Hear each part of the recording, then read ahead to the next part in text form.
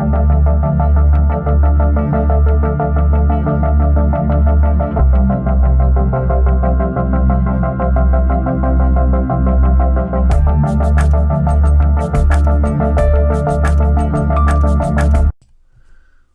up, YouTube? Bobbles and Ball Cards back with another video. Hope everybody has had a great weekend out there. If you are a Walking Dead fan, tonight is a bittersweet night. I just want to say that. It's been cool to watch the show, but it's exciting to know how they end it. But and I know there's going to be further spin-offs and that sort of thing. But overall, the actual Walking Dead show ending, it's a bittersweet moment. Exciting to see what happens, but also sad to know that, you know, any show, when it comes to an end, if it's a good show and you enjoy it, and that series finale, and you know, oh wait, there's not going to be a next episode or a next season, it's always bittersweet. So shout out to AMC and those guys and all the actors and actresses. It's been a cool show, fun ride. Me and the missus really enjoy it. We enjoy all the spin-offs. So if you are a fan, hopefully you watch and enjoy tonight as well. So I'm going to do the hockey episode. I've been trying to do these on Sundays. For those that watch and enjoy the hockey content, appreciate you guys. Give it a thumbs up, comment as always, and subscribe if you haven't. It's been real fun. You know, I know been trying to keep up with the videos every day and all that, but I hope you all are entertained and enjoy it. So tonight I'm going to kind of show, again, the hockey content I do is kind of focused more towards new collectors or people getting interested into hockey. For long-term hockey fans, like, you guys are the pros out there. I'm just the noob. And really, this is something, even if you're not into hockey, you can apply this to other sports some as well. I just think it's easier in hockey because although it's, you know, printed more than it used to be, the prints aren't as high as baseball or football or basketball. And so when someone like starts peaking out or performs better than folks realized, you know, there can still be value had there because there's not going to be like a million of the cards out there or whatever.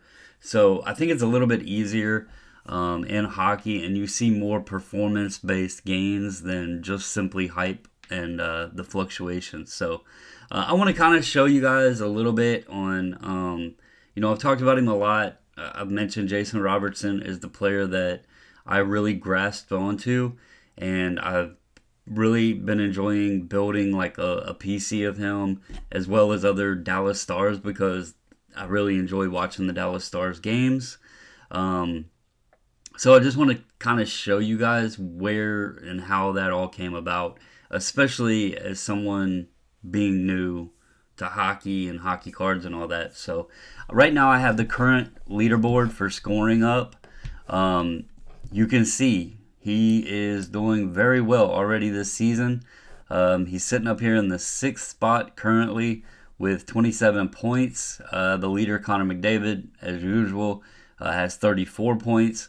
But J-Rob has 12 goals, 15 assists for a total of 27 points in 18 games. So, you know, really, really, really solid numbers, especially a kid that is as young as he is. Click on it here. You know, 23 years old here. And he's played in 146 games right now, and he has 152 points. So, obviously, he's doing really well. And let me show you how or what caught my eye with him, especially not really knowing what to look for. I was talking with somebody earlier today, and I told him, I was like, I kind of look at your strong statistics. I feel like if you start diving into a lot of the analytics and stuff like that, even like the WAR numbers in baseball and that stuff, some things can get twisted around and give you an image that may not necessarily, you know, show exactly what you're looking for or relate over into the card side of things. I like to look at, you know, my as a new person in hockey, my thing is I like to see a guy that is around 1 point per game. I want him to be kind of, younger here. Jason Robertson was, I believe, 20 when I first started buying him, 20 or 21. And, he's living up to that point per game, scoring, throughout the time since I've been watching him. So, I kind of just try to keep it simple. I don't get into breaking down the numbers, into different scenarios and all that stuff. I feel like simplicity, and more so than not, buying a player that you just like also. It's not only fun, but many times if you follow your gut, and I might actually title the video this, Follow Your Gut. I learned this with Juan Soto when I did not follow my gut and I did not buy his stuff early on. Even though I had been following him, I had heard all the reports on him. Even though the scouts didn't have him that high, everything that I was seeing of him, everything I was hearing of him was telling me this dude's going to be good. This kid is going to be good. And instead of listening to myself, I did not buy his stuff, and look what happened.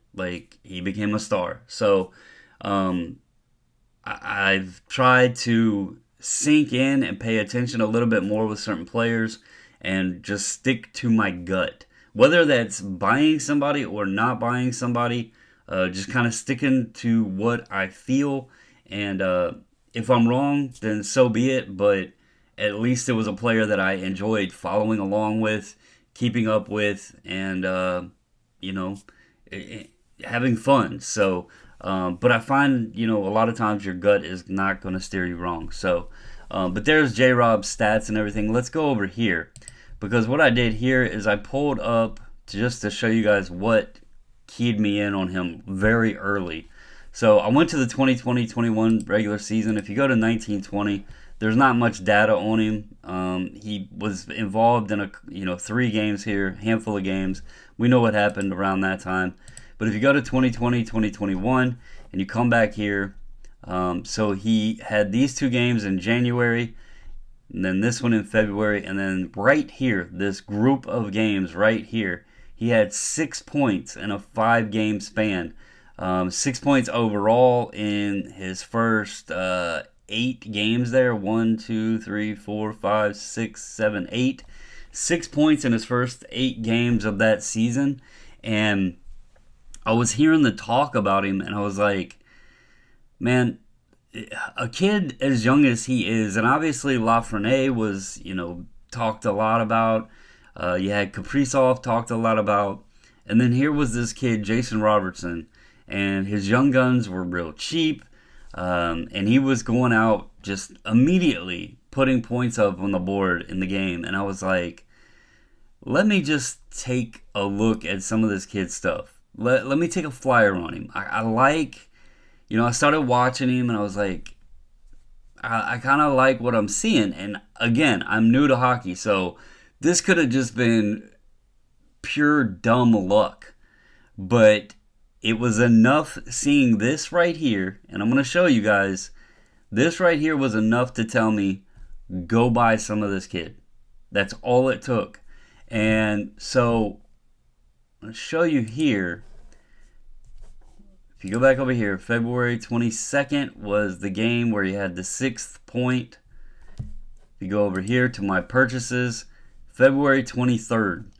So I bought 2 silver foil, which are the E-packs. They have the speckles, and then they have the silver foils.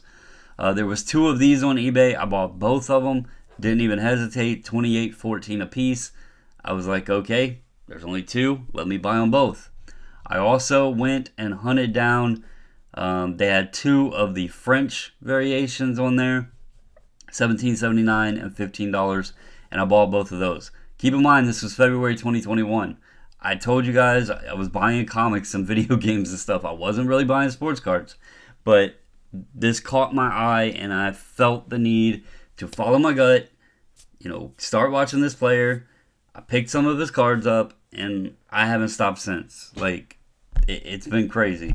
So two of the Young Gun French and two of the silver foils. Let's go over here to Terapeak and just look at what those are doing today. I've showed you guys losses from February. Let's look at some wins. So here is the French versions here. This was a lot. I don't know if that hurt it because it was in a lot and people didn't catch it or what. But on right here, one sold for 125, one sold for 160. So, you know, what did I pay? $15 and $17. So I had $32 into both of them on the French. My French, I had a 9.5 and a 9 when I graded them. So, you know, I'm not going to complain with that. $32 in, and even at a $100 card, great, right? Let's go look at the foils, because here is the last silver foil. This is a PSA 10 silver foil on November 13th. It sold for $750. Raw, the last one did $285, but that was all the way back in March 6th. So hasn't been a recent sale of them. But a PSA 10 did $750. Let's go look here. I bought two of them. I paid $56.28. I do have an SGC 10 copy. Also got a 9.5 on one that I traded for some stuff at Chantilly. So I moved my 9.5. I still have the 10. You know, let's just speculate and say, oh, well, it would only bring 50%. Like people, you know, argue the price and percentages or whatever of grading companies. Let's say I could only get $375 on it. Am I complaining? I moved one of them already for other cards. Probably, I don't even remember what the guy gave me for it. I think we based it on a 9, and it was several months ago.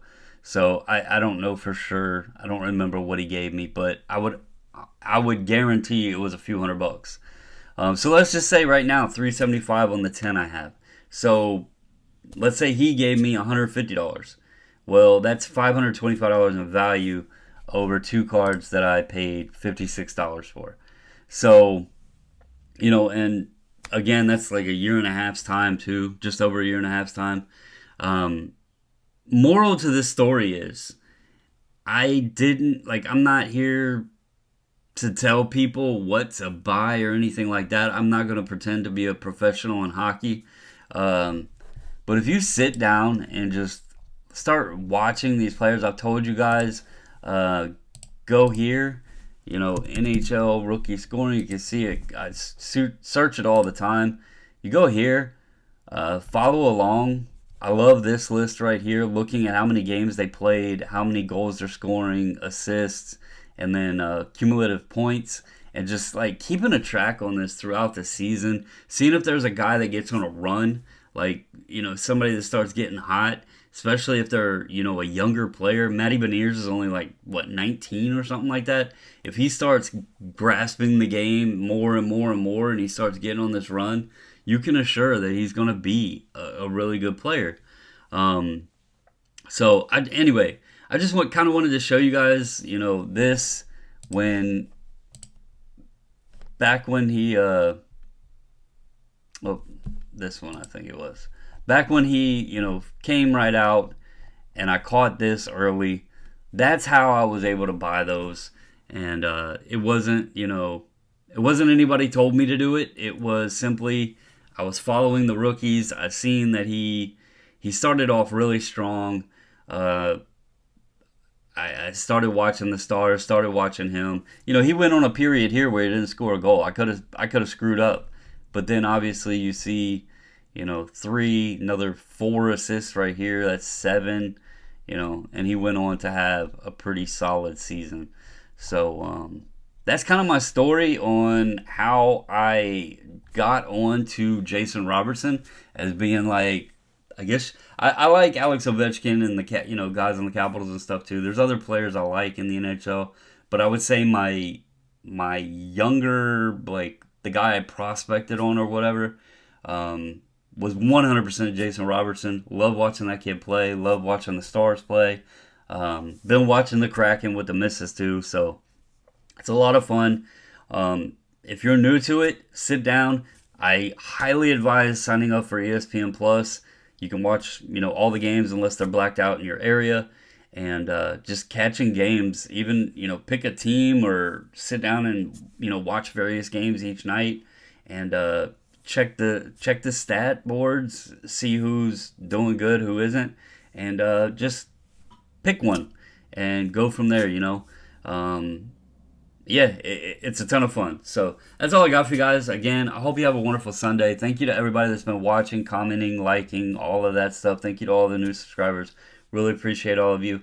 Um, and enjoy your evening. That's it. Stay safe, stay healthy. And until the next video, I'm out.